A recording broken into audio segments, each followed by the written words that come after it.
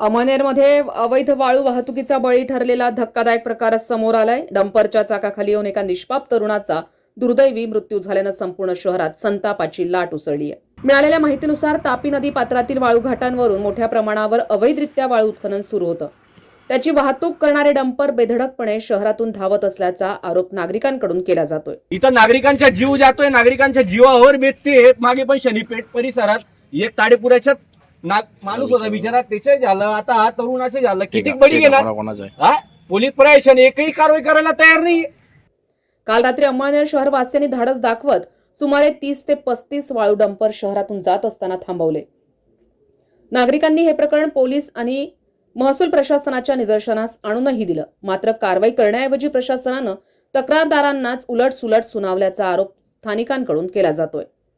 तुम्हाला सगळे तरुण सापडून देतात डंपर, तुमच्या डोळ्यासमोर चालू आहे। तुमचे बसस्टँड पोलीस चौकी आहे, बसस्टँड पोलीस चौकीकडनं एवढे मोठे मोठे डंपर येत आहे।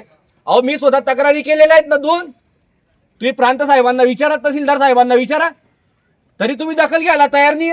मरू द्या साला, मग नाही तर माझ्या अंगावर डंपर चालवा, मी दाखवतो तुम्हाला माझी दिशा काय। आणि इथं येतं तुम्ही मस्त सिव्हिल हॉस्पिटलला, कस काय मेला तरुण, त्याची चौकशी, त्याच्या पंचनामा।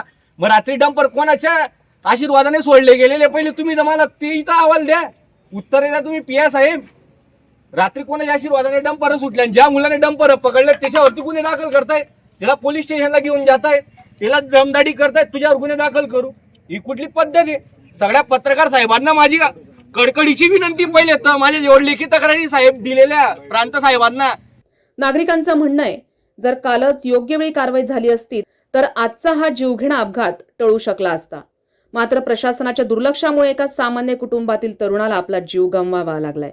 मारहाण होते, अशी कुठल्या प्रकारची मारहाण होते?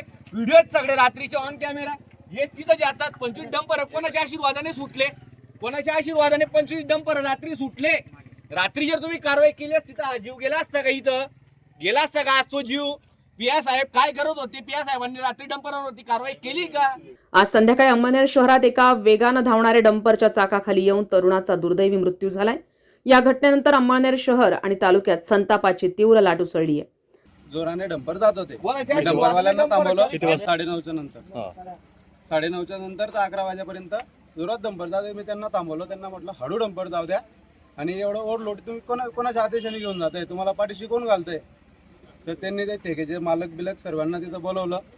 आम्ही प्रांत साहेबांना, तहसील साहेबांना प्रत्येकाला कॉल केला। ते म्हणे आम्ही आमचं पथक पाठवतो, त्यांचं पथक त्यांनी पाठवलं नाही। नंतरून पोलीस गाडी पाठवली, पोलिसांनी मला तिथून बळजबरीने ओढून तिथून नेऊन गेलं, गाडीत बसवलं। माझ्याजवळ सर्व व्हिडिओ आहे ना आमच्याकडे, पोलीस स्टेशनला नेलं, पोलीस स्टेशनला त्यांनी मला मारहाण केली। नागरिकांकडून अवैध वाळू वाहतूक तत्काळ बंद करण्याची आणि जबाबदारांवर कठोर कारवाई करण्याची मागणी केली जाते।